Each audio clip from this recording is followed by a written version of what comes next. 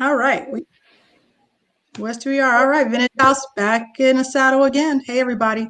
CJ Lori Branch, our guest, Phedra Price. Hey. And of course, in the house, Kevin McFall, aka Mega. What's up, everybody? Good evening. Good evening. Hello. So we're waiting for one more person to join us, Miss Aisha Mays. She's having a little technical difficulties. So as soon as she gets it together, she'll be on the screen as well. But I hope everybody's doing okay. What a crazy week, right? A week. You guys are speaking. It's been a crazy day. Breonna Taylor. Oh man, I'm so upset about that. I don't. We could spend the whole night just talking about that verdict or lack thereof. Exactly. You seeing any craziness in New York, Phedra? I've been inside all day, just in case. Just in case. I'm like, and it was a nice hot day, so I was inside. Yeah. We had Ruth Bader Ginsburg, rest in peace, rest in power. Yes. Very, very upsetting. Too much stuff is going on. So anyway. Heavy week, indeed. 2020 has been a mother. That's all I can say. 2020 has been. I don't know. I think 2020 has been hard, but I'm wondering if there's some silver lining. What do you think? November 3rd. I'm hopeful. November 3rd might be a silver lining. If November 3rd doesn't go the way that we want it to go, what silver linings have we had? Let's just think about so far. It's been a tough year. Chicago's on fire already. Okay. What's up, Lauren? She's in helicopters. 2020 is rough. What? All right, people. Yeah. Chicago Public Safety Headquarters. Here she is. Aisha. Hey, hi. Hey, I can't hear you. On. You're on. All right, if you're just tuning in, you are watching Vintage House. Thank you guys for watching the show, for tuning in. Living room, right? Each week. Just showing it off, just the living room, and then what is going on? That's my girl. All right over here. You do that, so we don't hear all the background noise. She's over here. Wait. All right, Aisha, you're gonna have to mute your phone or like turn off the TV in the background. It's crazy. All right. Out there, Davika Susan, thank you for saying 2020 is about waking up. Everybody woke? I'm up. Y'all woke yet? What do we need to do to wake people up? I have one suggestion, and I know this is controversial, especially with us. We have to read more, people. Oh, hell. It's hard. It's hard. I know reading is tough, but it is fundamental. And there's so much stuff. Yes, books, actual books. If you don't like books, go do podcasts, do articles, but there's a lot of information out there. There's no excuse now. Right. Like, let me tell you this. Facebook is not news. No. Except for us. But Facebook is not news. So everybody, like, seriously, do some research. What do you think, Phedra? Yes, I totally agree. So many outlets. There's no excuse now.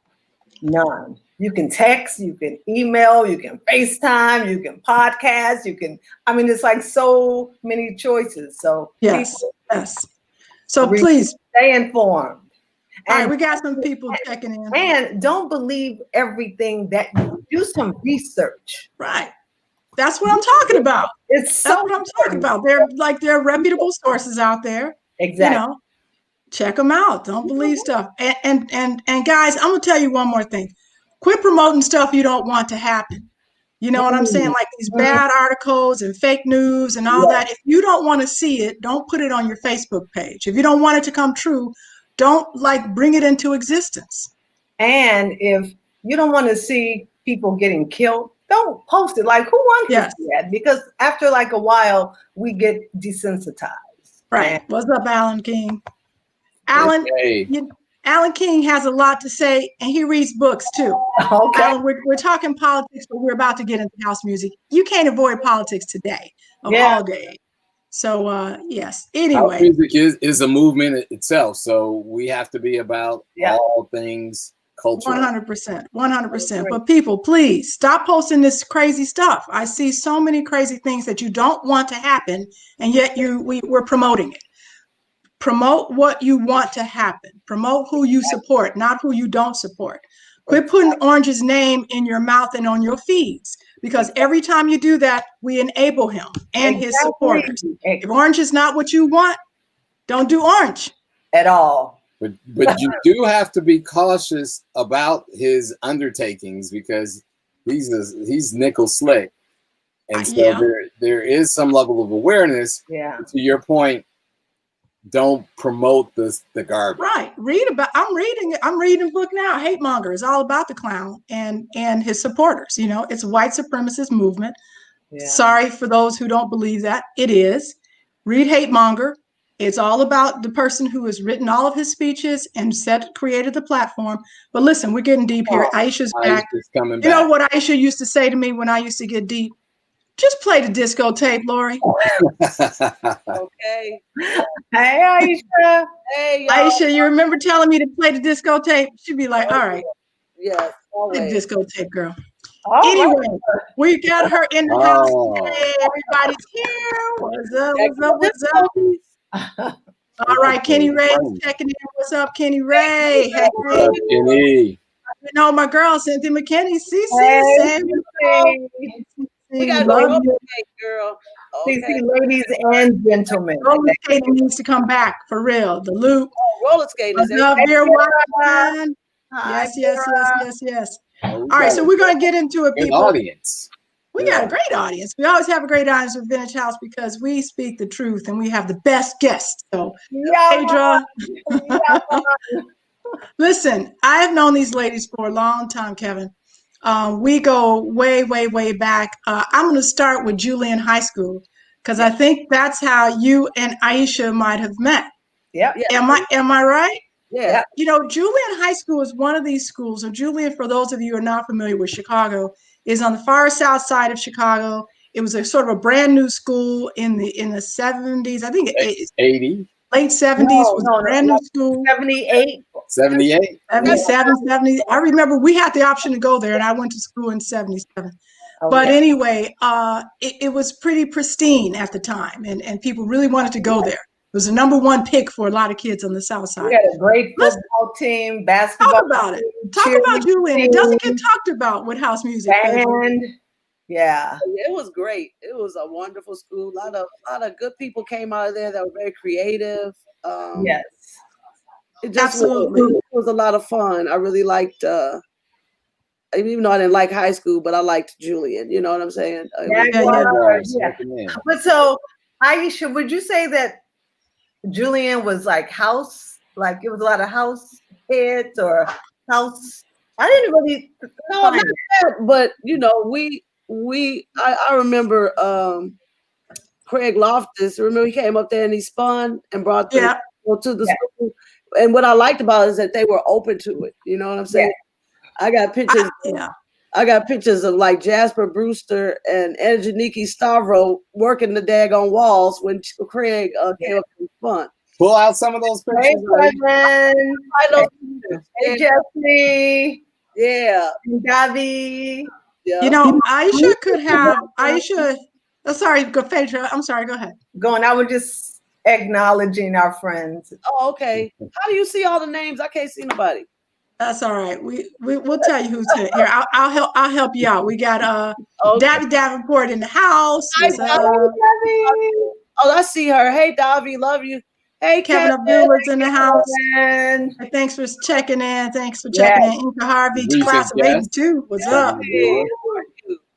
All right, so we're talking about high school, but I just want to put this out there. Mm-hmm. So when we talk about house music's history in Chicago, and Phedra, I don't know if you watched the show before, but typically we like to talk about the way that I like to frame it as house music culture and house music canon.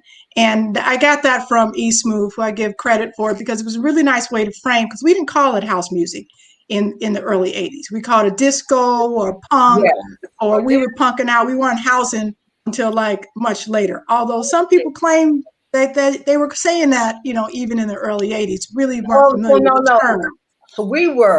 Aisha and I were like housing in the early 80s. Where did you first hear that term, house?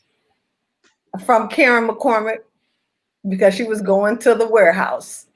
Okay. I was 15. Yeah. And you had to be 18. Yeah. So her and my sister would go, but I had a plan. What was that? Talking about okay, well, I snuck my sister's social security card and other stuff, and I got a legalized ID. Yeah. How legal was it? It was the real thing. It had Really my face, but her information. Oh yeah, remember I did. But then I gave it to Mina, so she could have one as well. Yeah, and I got in the warehouse. You know, a friend of mine got me in when I was real young. He know who he is, and you know, who is it? Just tell us who it is. No. We did. Lord no. We say names. This show is about discovery and sharing, Aisha. No, I can't. I just can't. I'm sorry. Okay, all right. I was 15. You know, he's not gonna get arrested. Don't worry. Yeah, I was 15. We would go after Sawyer's. Yeah, it was yeah, an after party experience. Yeah, I remember me and Marcy on the bus stop going to the warehouse by ourselves, and we were like, what, 16 years old? I mean, it was amazing. I remember my mother drove past. She was going to go get some barbecue ribs, and Marcy and I froze on the. We were like, "Oh my God, there's your mother." We had bright colors and stuff, and we just froze. But she didn't even see us. She was to the rib joint. Ooh. I told her about the story 10 years later. I said, "Charlotte, did you see us on the bus stop? We went to the warehouse." Because we told her we were going over Doris's house in the. We told her we were going somewhere else instead of to the warehouse. All right, so you were 15 years old. Okay, and I know we're going to talk about. There's a question. Wayne Williams, my brother, and I got into a discussion a couple of weeks ago about when did you first hear house music, or when did you sort of like recognize, house music? And he likes to put the umbrella of house music, like the disco and everything else we were listening to. So when, if you were to say when you got the bug of what we consider house music, where was that? For me, I would say maybe Sawyer's. Okay. Was that your first kind of house-ish party? And what made it that for you? No, not really. My first house was at the warehouse. Yeah. It was before Sawyer's. It was before these clubs that we like talk about. No. It was during that same time because I started going to the warehouse when I was 15 because I had the ID. Right. So you said you were leaving Sowers and going to the warehouse after. Yeah. So it was a combined experience. Yes. And it was great. It was great. Okay. The loft. There's the loft. Yeah. Oh yeah.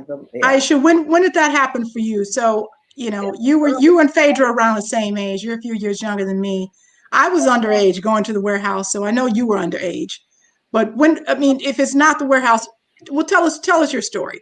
Well, when I was a freshman at Julian, I met a little young lady named Leslie Lassenby. Yes. Leslie Lassenby was very popular all around Chicago at different schools. And so we started hanging out, and we just started going to all different.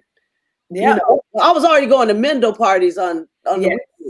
Okay. Audrey and I were going there on the weekend. I think I was like 12, 13 years old. Okay. And we were also going to the talent shows Mendel used to have, which were off the chain. And then Morgan Park had talent shows too. So we were going there. I was in 8th grade, okay, doing that. And then when I met Leslie just kind of exposed me to a lot of different other schools and just a lot of different things. And along the way, I got picked up in this club called the Coteries. I think I was about 14 at the time. And, got introduced to a lot of different people. And then I started throwing backyard parties. And then I met a lot of people then, and then I met a lot of people in Hyde Park, Lamont Robinson, Craig Moore, Eric and Paul Wilkerson, and all of them. Those were my boys when we were young, Alan King, John Wilson, those were my boys. And, Alan was a DJ, so, he always had the tunes. I knew Jesse. I met Jesse too. So I had always been surrounded by it since I was like really young. You know what I mean? Like 14.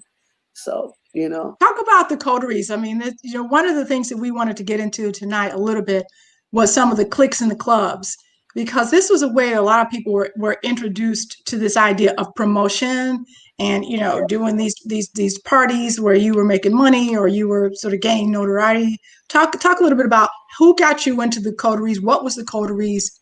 Who was involved in that? It was this older dude named, I think his name was Leslie. I don't remember his last name. And it was an older group of girls. There was a coteries, and then we were the coteries phase two. We were the younger generation, and like the older generation, I can remember one of the girls who stood out the most, who was always very nice and helpful, was LaJoyce Hunter. She was kind of a real outgoing spirit during that time. And the coteries phase two was like me, Leslie Lassaby, Wanna Moore, Michelle Manning, Cherie Wallace. Well, if I forget you all, please don't get mad at me. I think Angela Faison was in it. Audrey in that? Yeah, Audrey was in it for a minute, but she didn't stay for long. Yolanda Butler. Who? Yolanda. Was Yolanda? No, I don't think they were in the coteries. No. Doris. So what did the coteries do? Tell me what was it's a big group of women. Right. We threw parties. Leslie would set up the spot and and we would throw parties. And who were your DJs and how did you do promotion? Talk a little bit about that process. You guys were 15 years old, 16 years old doing these big parties, Coteries, I was about 14. Wow. Yeah, I was that young. Yeah. I think, my memories are always like, with Allen King always being around and being a DJ, but I'm not sure if I don't think he DJ'd the coteries parties. He may have, I'm not really sure, but the Loft, the famous Halloween. Yeah, the famous that was Vertigo. Okay, I remember that Vertigo's Halloween party. Yeah, That's that was right. Vertigo's party. That was a big party where the floor always caved in. But I think it was another party. The floor was always almost caving in at the Loft. Let's keep it real. A party because I know we had a sleepover, and it was a big party going on at the Loft, and the young coteries, yes, the young coteries phase two, yep. But it was Alan, remember it was I think I was with you that night too, Alan. We were outside the Loft and we couldn't get in because it was too crowded. Was that time? There were several parties like that. Yeah, we couldn't get it, but I think I don't know if the coteries were giving a party. Whatever party was going on, I was supposed to be there, but I got there too late and I couldn't get in. So it was just that pack. And I look back at those times and I'm like, we were so young. Had it together. Helen and I, Helen Bailey and I, we would throw parties. I mean, we would get together, get the place rented out. Definitely a chosen few with our, DJs, Alan, all the time. And I just can't believe we were so young, Oh, yes, he did. Yes. And Tony, Wayne, and Jesse. Yep. Now, did you guys make money? Yes, we did. Now, the coteries, the guy who was running it probably made the money and just, lots of stuff like that. And, but when Helen and I threw parties, we made money. Yeah. We paid the DJs, we paid the place. And then I remember our first party, we had a big, hey, Charles, love you, baby. Hey, Charles. We had a big turnout. And so I'll never forget the next day after the party, Helen and I was so happy. We went down the water tower and went shopping. Don't forget that. Sophia Rucci's? Right. Rucci's. I think we were in Marshall Fields probably. But yeah, we went shopping the next day. We had a few $100s in our pockets and we thought we had it going on. Okay, because a few $100s in your pocket back then was a lot of money. Okay? Yep. So, absolutely. It was a lot of fun, Yeah. Now, Phedra, you weren't a part of the coteries, but you were some other groups. Actors and mechanics. Okay, now tell us about actors and mechanics. I know there's some actors and mechanics. Okay, so it was Michelle Allen, if I'm Art, I forgot Art's last name, Julia Johnson, Tracy Johnson, who else? Aisha. Was Kevin York and Charles Walton in that? Were they in that? Rest in peace, Charles. Love you, baby. Hey, yeah. Elmac. Yeah. Thank you, Jesse. Thank you, Elmac. Yes. See, this is why we have audience participation. Yes, thank you. Very important Because to document the history. Please, if we're missing names, yes. help us out. Thank you, Jesse. Hey, Celeste. Hey, Celeste. Yeah, so Elmac, definitely. So talk about that. And Minor, Eric? Michelle's brother, Minor. Oh, okay. Someone will chime in. Yeah. But these are you guys. Were you in competition with each other? So there was a lot of things happening at the same time. How did all the cliques work? Well, the coteries were before the actors and mechanics. Okay, so tell us the years. Aisha. We had dissolved. You know. Was that before 1980? After when did that happen? The coteries was 1980, definitely. Okay. And the actors and mechanics was a little bit later than that. Yeah. Maybe 80, 81. 82, yeah. And Aisha, you were also part of Just Us, which was another incredible group. It was a group of us. Julian, mostly. Jennifer Brewster. Kim Bishop. Kim Jones. Yeah. Keisha Simpkins. Larry Pruitt, Rodney Patterson. Yes. Well, I remember we went on that ski trip. And Jack and Jill had their ski trip at the same time. When we went, my mother was the chaperone. Okay, because we had to have a chaperone. Jasper would always drive because he was the only one probably had a driver's license. So we rented a station wagon. We drove up to the ski and went skiing. We had the best time. And Jack and Jill was out there, and everybody was playing disco and stuff back then. You know, I didn't really go to the parties at the ski places. We were skiing a lot, but we hung out. And then I'll never forget, like, Jasper still had to rent a car, and he came and picked us all up. We went to see K-Dub was part of Just Us. Yes. Who? Kevin Westerfield. Oh, Kevin Westerfield. Oh, yeah, of course. Yes, definitely. Thanks, Alan. And we went to go see Rocky Horror, which was a big deal back then. Rocky Horror Picture Show at the Biograph. Yeah. At midnight. Yep. Bring your rice and toilet paper and your raincoat. Yeah. Any other Rocky Horror fans out there? Yeah, we did do that. We were some strange black kids, if you think about it. No, like we were very open-minded and like just kind of absorbing everying. Yeah, we were. Multi-dimensional. And Neos and Smart Bar. I went to Neos and Smart Bar. I think I was like 16 then too, 50. Yeah. You and I went together for the first time. Gerard took us, remember? He got us, I don't know what kind of plug that dude had back there, but he got us into those clubs. Did you go to the exit also, right, Aisha? Yeah, the exit, absolutely. So I think we were just different. Yeah, we were. I just kind of look back on it. We were just open-minded, creative. Yeah. What do you think was different about that time versus today? Oh, night and day. I mean, but what about these times made your values and experiences and opportunities that you were exposed to different than what kids have today? Okay, freedom. Yeah. We were free. Talk about that, Phedra. We were free to express ourselves. It was no, you're gay, you're straight. Everyone was just free. And we weren't afraid to be black. Exactly. People are not black. That's what I think. What do you mean by that, Aisha? It's just. You think people are afraid to be black now? Yeah. So what does that look like? Well, to me, because like back then, we were saying loud, I'm black and I'm proud, black power, we stood on that. We had so much more pride. We don't have that anymore. All we see now is hate. The young people, all they do is hate. But I don't think, yes and no. Yes, but that's what's kind of publicized. Lori said it earlier, like if you don't want to see it, if you don't want to participate in it, don't post it. And so we're seeing all of this hate, but I don't think it's I hope it's not anyway. There's so much more positivity out there than meets the eye. Is that what you're saying? Especially amongst to us, because all the negative things are being exposed. Like let's say for instance the new song with Cardi B and that other chick, Mel the horse or whatever. Megan Thee Stallion. Yeah.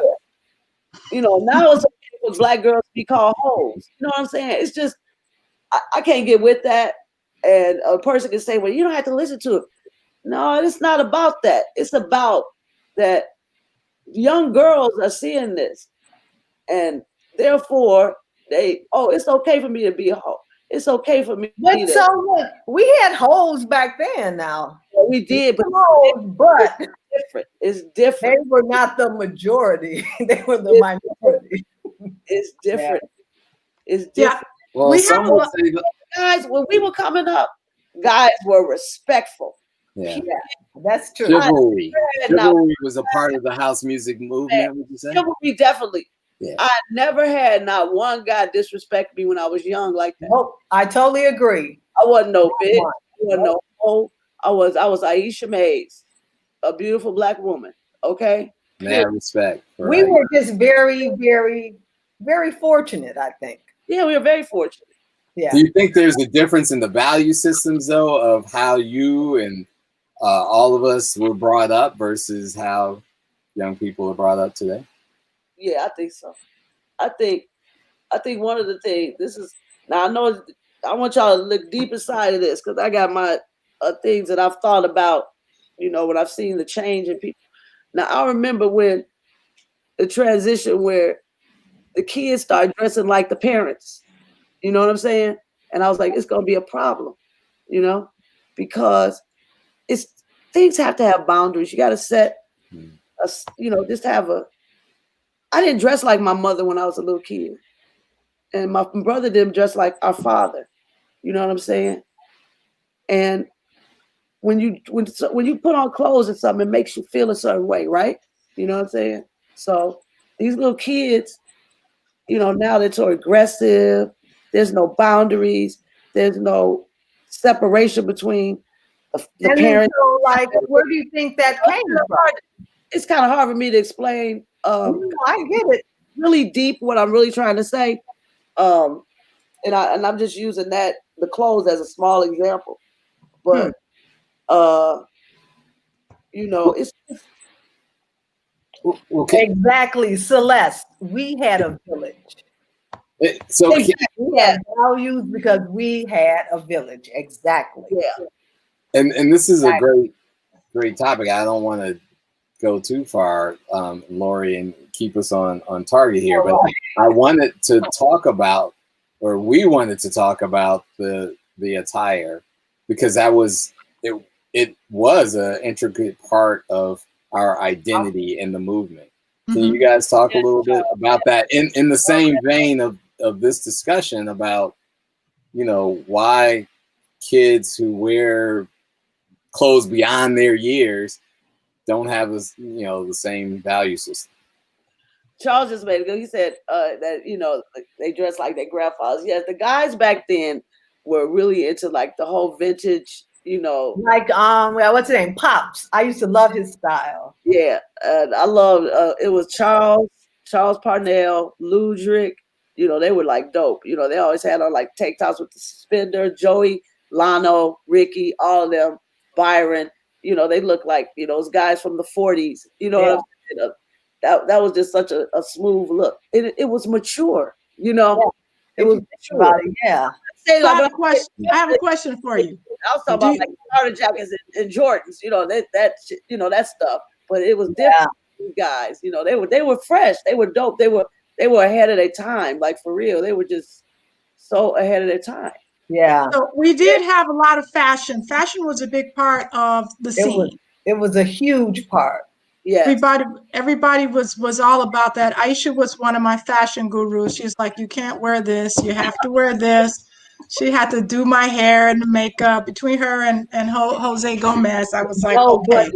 Aisha was ahead of her time, and she was way ahead of her time. Have a mother, Charlotte, that was skilled. Yeah. And just ahead of her time. So like, Yeah. The creative genes flow through the Mays household for sure. Yes, they did. Yes. Shout out to Ben Mays as well, my man. Hey, Ben, my brother. So listen, go ahead, Aisha. No, I just said I had an amazing life. You know, having the mother I had and the brother that I have. They're super duper creative. I'm still trying to catch up to them.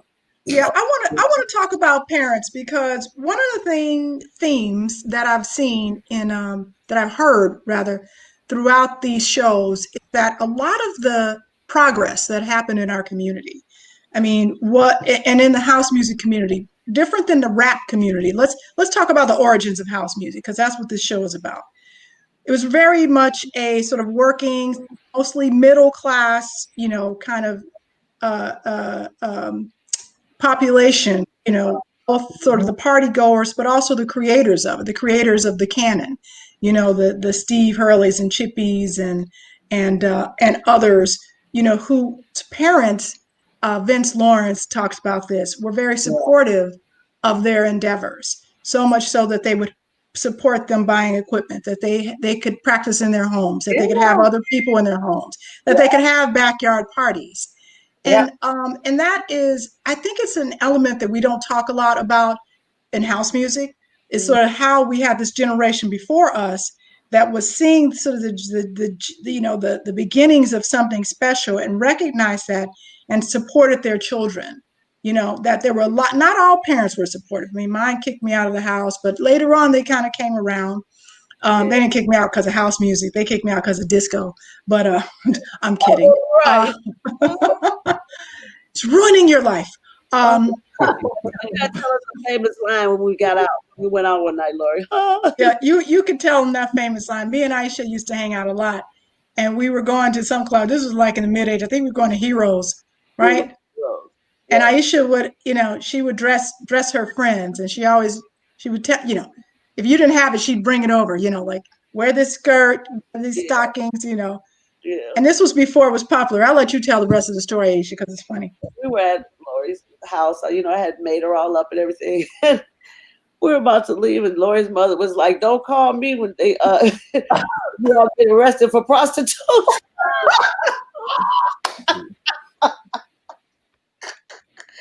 It was so funny. Yeah, we had skirts, but it was fashion though. It was fashion. She thought we were looking like hoes. See that we were before our time because now everybody looks like a hoe.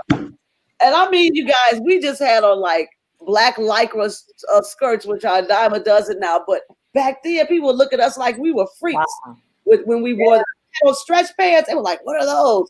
Yeah, right. And the mini skirts even. Isaiah was a black guy who invented the stretch pants. Remember that, y'all? So everybody looked at us like we were crazy. Right. So Alan's weighing in. Excellent point. Supportive parents were a big part of the early years for the artists and the DJs. Now, we're always trying to figure out like what was the sort of the magical formula that created house music. And I think that we can name a few things. Certainly the culture was a big part of it. The warehouse was a big part of it. You had these young kids experiencing this new type of party with these new people, with all kinds of folks. And then you had other factors like Phedra, you're talking about the exit and neos, black kids sort of discovering these non-traditional places where you hang out. But so like also what was like interesting is the whole freedom part. You didn't have to have a partner to dance with. Right. You can dance on the wall. You can dance with your friends. Like it wasn't like I have to wait on a guy to ask me. And that was fantastic for me. Yes. Yeah. Me too. And then it just kind of freed you up to be.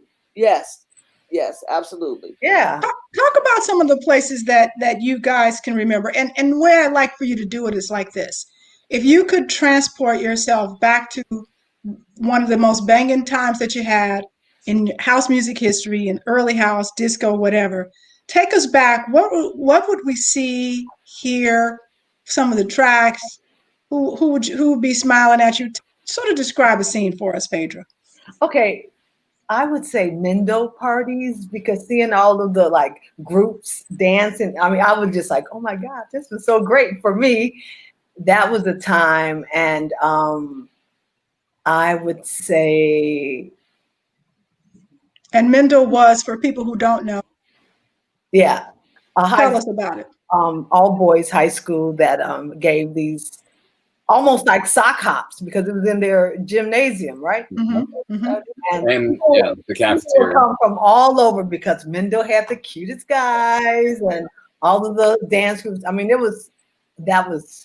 remember that well. That was nice. The bi-level disco. Yeah. What were you hearing? What, like, if you walked in there, do you remember what was playing? Who was playing it? Okay, what is that song? I can remember us in the line punking out. Yes. Martin Circus. Yes, that exactly. What do you remember, Aisha? Let's go back to little Aisha with her riding boots. You just created Phedra knows what I'm talking about. Instant visual there. Yes. Okay, take me back to what, to a party?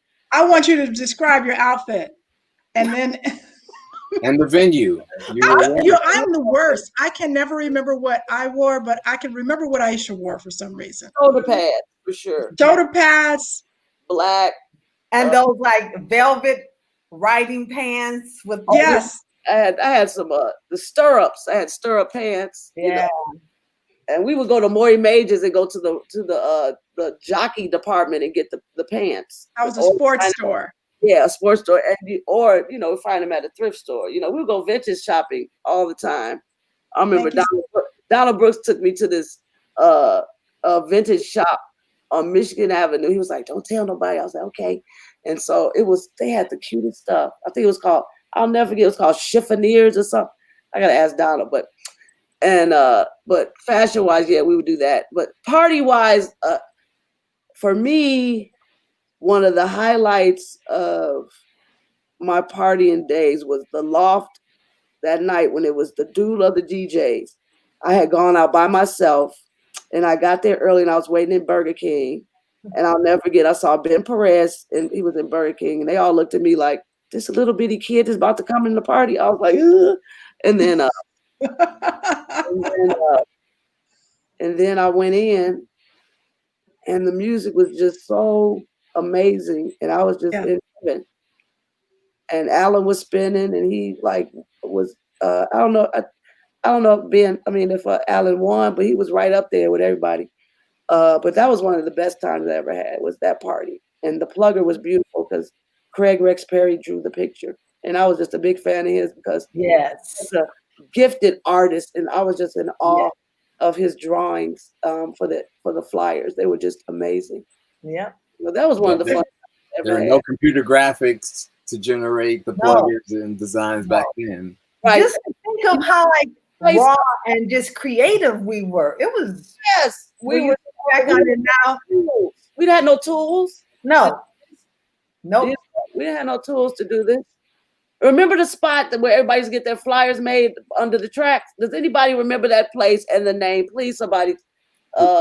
It was a spot by the L where this guy used to print out the flyers for us. I cannot remember.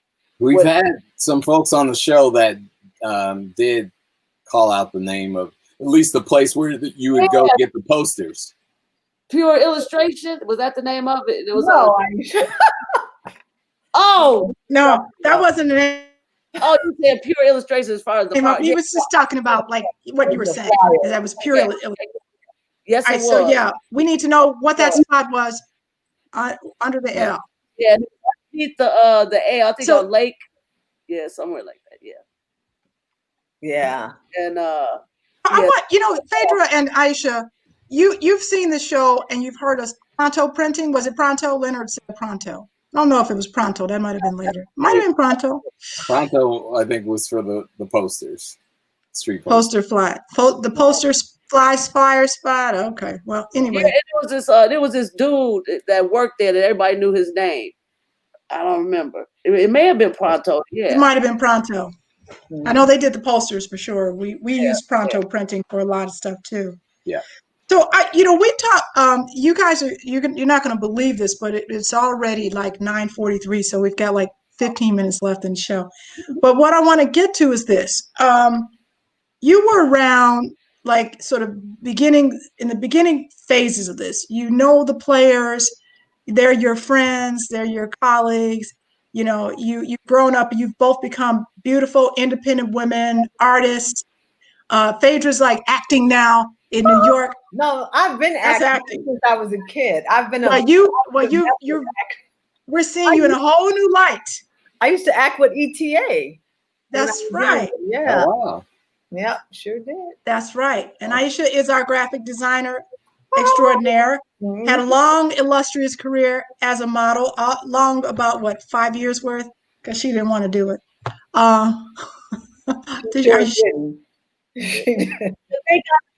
They got idea. I found what I do now if I didn't model. So everything is a reason for everything. Because if I didn't model, I would have never found out about art direction and graphic design. So there you go. It worked out. Right. Yeah. And we thank you. Just another shout out for your contributions to the Vintage House Show. Yeah, but I think being an artist, being an actor, being part of the scene, you guys had tentacles in a lot of different places. And you touched a lot of different people, and people came through you. You know, you were sort of magnets for folks. And I know people would be very attracted to just want to be in your orbit. I remember that. I remember like an orbit around Aisha and orbit around Phedra. And there was like, there was some kind of energy going on. What do you think made you guys special?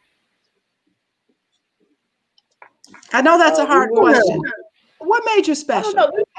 We just really kind of think innovative and just being individuals and just being real. We were just down to earth people. Yeah. I remember in high school, like, yeah, let's dress S&M and go to school the next day. Remember that phrase that we dressed S&M? We had on all leather. And like they were looking at us like, what the hell?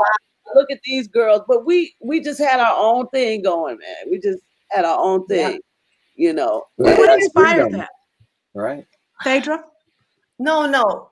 It still goes back to the whole freedom thing. I just felt right. Yeah. I felt free to be. Yeah, me too. Yeah. And that's a wonderful feeling. And we weren't clones of, like, everybody like in the world now are just clones of each other. No one has individuality. And we had that naturally. It was just great. We didn't beat to nobody else's drum but our own. Yeah. Did you recognize that you were special back then? I wouldn't say all that. I mean, I just was who I was, and that was. You had to have some inkling that people were sort of wanting to be in your space and around you. You had to have some sense of that. Am I off here? Like, we were fun, and we just liked to have fun. We enjoyed dancing, hanging out with. We were just fun. Okay. It was just fun. Like, oh God, they're fun. We didn't judge. No. You guys are using the past tense, but I just wanted to say for the record, none of this has necessarily changed. You guys are clearly, and people, watching tonight's show can say the same about you, that these characteristics and traits remain. One reason why you're on the Vintage House Show, certainly.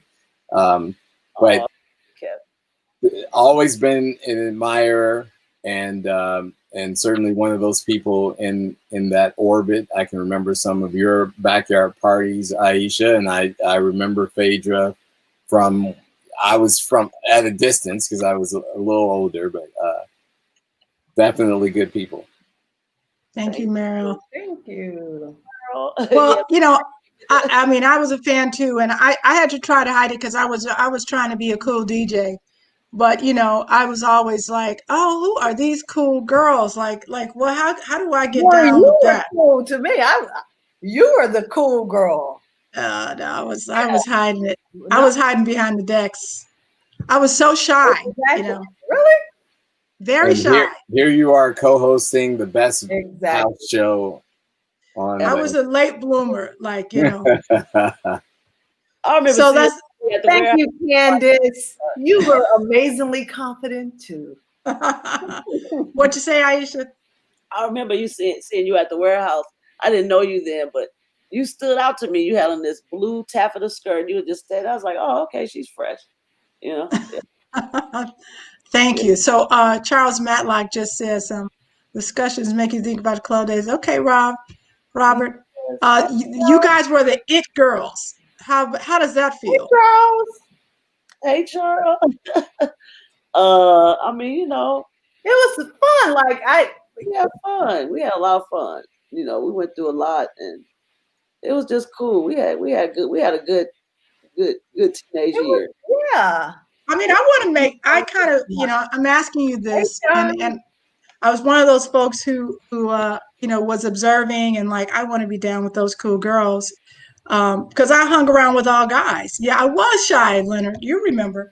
I think that you were also approachable, and one of the beautiful things about your friendship with each other, and certainly my friendship with you guys, is that I realized that beautiful people can be kind and can be considerate and can be welcoming and generous and of spirit. Yeah. And I always felt that with you, and I think many people did as well. Very generous, and I really appreciate that. All these years later, I still appreciate it. And Alan's supportive also. I found that like back in that time, people were supportive of each other. It wasn't a competition. It wasn't a competition. It was not a competition. Yeah, we were not in competition. Like my boy Rodney Patterson, who I love so much. He's the most talented. Oh my God, he's the most talented guy ever. He is so supportive of me.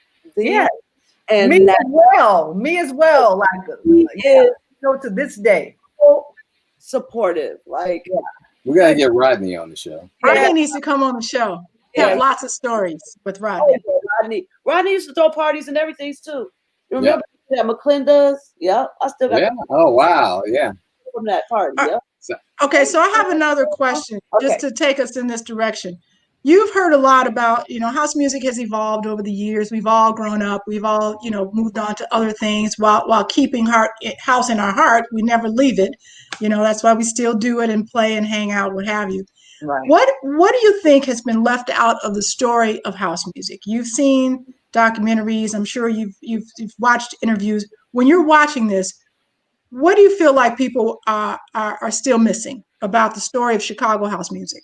Okay, well, I saw Hans and Kevin on the show, and like Hans said something very important. Like it was about the DJs, but it was about the people and the promoters also. And I never see that.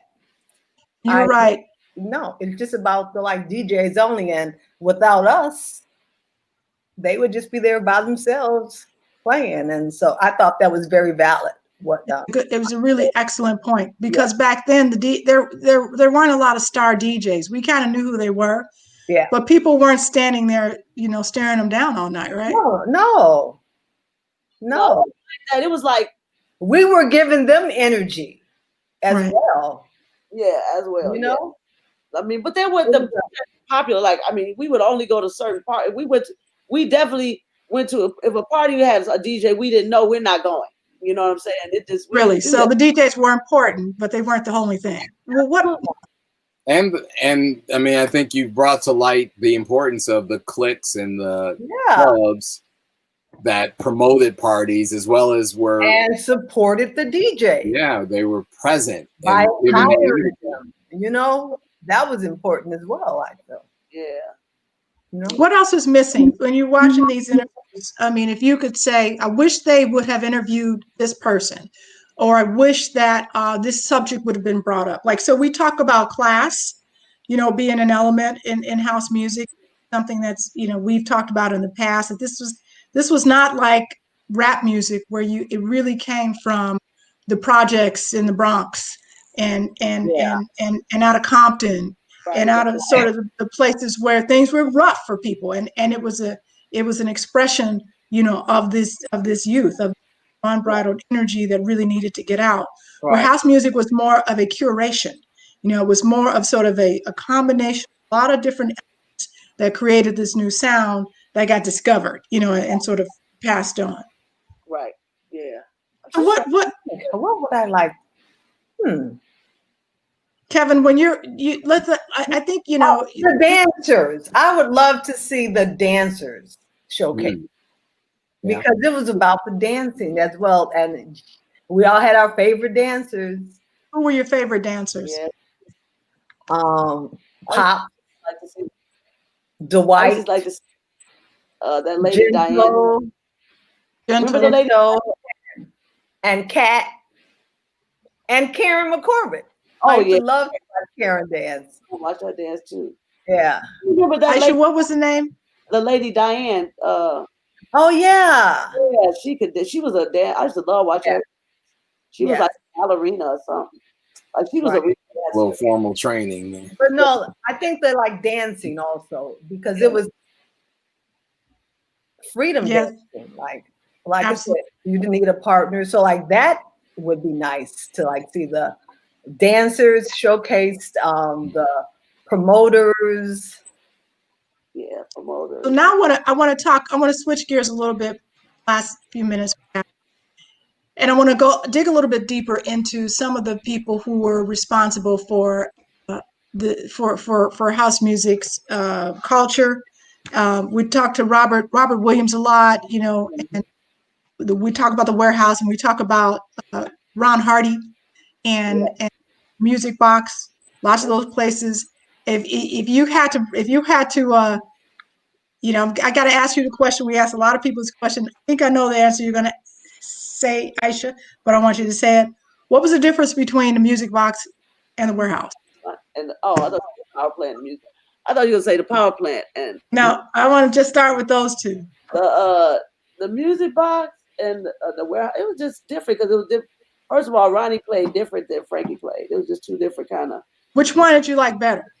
Well, when the Music Box was open, the Warehouse was already closed. So you talking about the Music Box on 16th or the one underground? Underground. Whichever one you want to choose. But I think they were both open at the same time, weren't they? At some point, the Music Box. The Music Box and the power plant when it was underground, where we used to always like, we gonna go listen to Frankie or we gonna go listen to Ronnie. It just depended on what kind of mood we were in. Yeah, I would definitely. I didn't dislike the Music Box, but it was just like acid music or something. It was a bit the Music Box. We had lyrics. That's what we did have. I just felt like I need to take a bath. Right? Yeah, it was party drugs. And I would never dress up to go there. I would never dress. Yeah, that wasn't a fashion place. Yeah. No. Go ahead, Aisha. It was a little truly underground. Grimy. It was more grimy. It was grimy. Yeah, it was grimy. And the power plant, Frankie was a little bit more laid back with the music then. Yeah. Mm-hmm. That was the Music Box, and yes. Yeah. More soul infused was the Warehouse. I honestly think that's where the divide started happening. And if it wasn't for the Music Box, I don't know that we would have house music. If it wasn't for Ron Hardy, I don't think we'd have house music. Because I think, well, I mean, seriously, we talk about Frankie Knuckles and definitely Godfather. I think Ron Hardy was Godmother. I think that, or whatever, the God brother. I think that it was that, he was the one who sort of brought in the hardness of it, because disco is lyrical, it's nice, it's soft, it's groovy, and in house music is not that, not the canon, not the stuff that we produced in the 80s, That's an interesting theory, Lori, and I think what's missing in that discussion is also what we talk often about on the show, some of the population that was involved in really that formation of house music, right? You had the younger straight kids and the slightly older members of the LGBTQ community that were starting to come together, and from that that confluence of people, I think, is what also led to the emergence of house music. But you also, one other element, and I'm part of that crowd, was you had the young LGBT crowd who was doing both. You know what I'm saying? So they're part of the youth movement, but they're going to the warehouse, people like me, to find themselves. You know what I'm saying? It's like, oh, there's like other gay people in the world, you know. Yeah. There. So, you know, there was a few really distinct crowds that came together. And I really think that's what made that happen. I agree. Yeah. I don't know that. We just saw for the origin of house music. We just figured it out, everybody. If you're watching, we just figured out the origins of house music. We know exactly the calculus, what went into it, the people, the time, the places. So no, just kidding. I'm really kidding. But is there anything else? Are we missing something? Something that needs to be said about house music that has not been said yet? And if you're watching this, what is the story missing?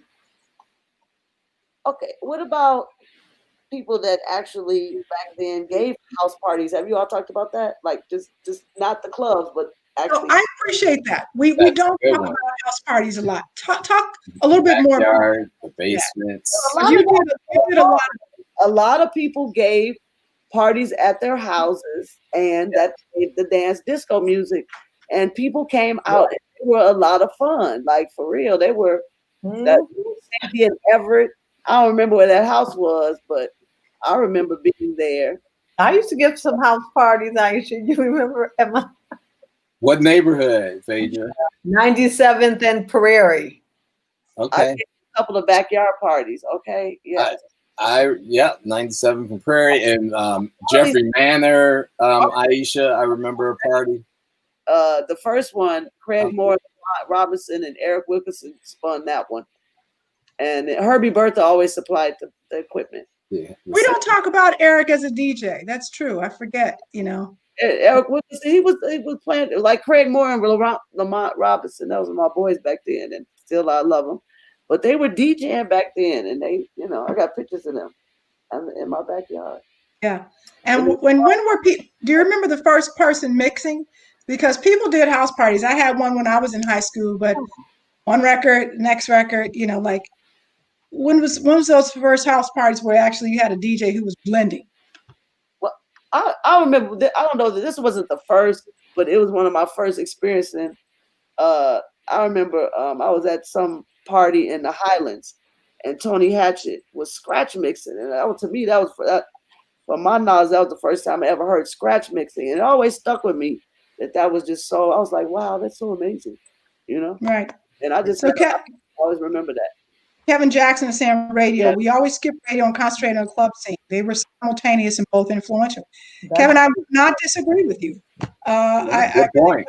I was looking at a flyer today.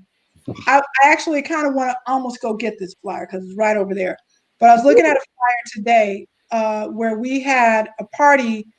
You might remember this, Aisha. It was in 1981, and we called it Getting Out 81. I don't know if we were hanging out yet. But it was a vertigo party that we had at the Aragon Ballroom. But it was in collaboration with Herb Kent and a bunch of other people. And we were bringing in the radio when he was advertising this party. I'm going to get it. So I'm gonna get it. You guys talk off stream while I go get it. Okay? Yeah, I'm waiting for Aisha to bust out some of her. No, right? As well. I don't have them at hand right now. But I'm gonna get them together so we can. Okay, we're gonna have another show for you to showcase some of those. Everything from back in the day. Oh, Phedra, do you have it? I got a diary. Yes, that has. Aisha has a ton of stuff. So this was a flyer. It's called Getting Out 81. Yeah. Wow. And I only have. Familiar. Huh? That looks familiar. You remember this? I kind of looks familiar. The illustration looks familiar to me. Yeah. I think Eric Brashaw might have done it. And this is only half of it. I don't know where the other half is, but if you look here, it was celebrating like we were getting out of school. It was like the end of school for 81. And that's me and Jean Pierre And then there was this group, Latin Soul, Marco Spoon, WXFM, Herb Kent. You know, these were all part of this party. And so we don't talk about the radio's influence, but clearly this is from 1981, and we were talking about Herb Kent's Punk Out Yes. show on WXFM. Yeah. It was I think there was, I can't remember exactly what happened, but I remember this party. It was pretty crowded. So yeah, we don't talk about that enough. Lauren says we don't talk about the sound rental guys either. The Dwayne, yes, three of them. Not enough. Oh yeah, like back then it used to be Herbie Bertha that he had all the equipment. Remember? I do. Uh-huh. So hey Vince, Mick. Hey Vince. Love you. What's Thanks up, for watching. Vince? Joey did the party at the Tiki Room. And Alan said you saved everything. So Aisha, I think we're issuing a little bit of a challenge to Aisha right now. Is that, you know, you're an artist, you've done shows before. I think you need to take all those things that you have and do something creative with them, so that the world can have access. Right. That's going to happen. Like a slide show or something. Yeah, I would say that great house music behind it. Some of your favorites. Come on, Aisha. We talked about the illustration of some of these events. Why is there not a gallery exhibit showcasing the great illustration? At the cultural center? Yeah, I mean, we've had. You contributed to that, but you know, it missed a lot. Cultural center. It should have had this one in there. But I think a lot of my flyers were in that one too. Yes. Yeah. So listen, we have killed an hour, believe it or not. Wow. I know it goes fast. Yeah. But I want to say thank you for everybody who's watching. David Gandy, thank you for watching. Leonard Roy, always tuning in. Michelle, thank you. Listen, you guys, we have to do something else. I think we're onto something. And maybe it's about what we try to do anyway, which is preserve history. Yeah. And you've got a lot of really good artifacts that we need to share with people. So this one is one. There was the exhibit at the Cultural Center. Clearly it's time for another one. With something real creative. We'll do something creative. So hey, I want to say thank you, Phedra. Tell us what you're doing now, and where we can check you out. Anything you want to share. Yeah. So now I am working on a children's accessory line. Wow. Called Fifi Rouge. That's coming to you soon. Hopefully in the spring I should launch it. And I'm, also revisiting acting. I see. And also working on a self-care line. It's called Phedra Celine. Nice. Yeah. Congratulations on your success. You've been doing some amazing things.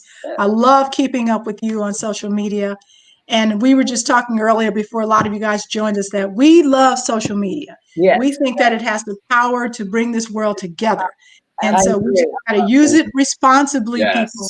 Using it to positive outcome. That's right. That's right. And Aisha has a Aisha Mays designed. Are you frozen or are you just? Oh no. Yes. She's like, and I'm also an art director, and I'm tapping into photography.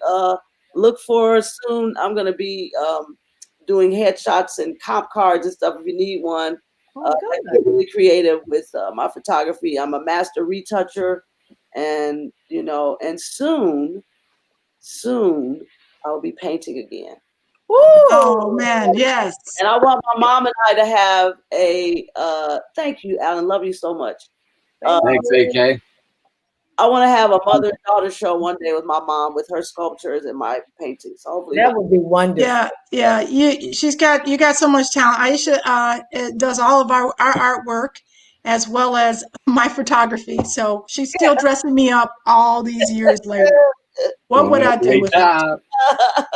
Thank you, Robert. All right. Well, I love you guys. We will do it again. Good luck in New York. And everyone, peace to the world. There's so much going on. So let's be loving to each other. Let's be peaceful to each other. Let's spread love, not anything else. If it doesn't look like love, don't spread it. Okay. All right. Life is so short, and so we have lost so many wonderful people. Yes. So shout out to all of our friends up there. Yeah. Yes. Yes. Love you. Mega, anything else you want to say before we sign off? Tune in again with us on the Vintage House Show next Wednesday night at 9 o'clock, when we'll host another special guest. We're just so fortunate on this show to have great guests with great stories and backgrounds. Tyree Cooper, the super duper producer, will join us next week. That's fantastic. Many blessings. Thank you, Celeste. Blessings to you too. And we'll see you next week, guys. Lauren will be back with us. All right. Bye. Peace. Love you. Bye. One love. Over and out.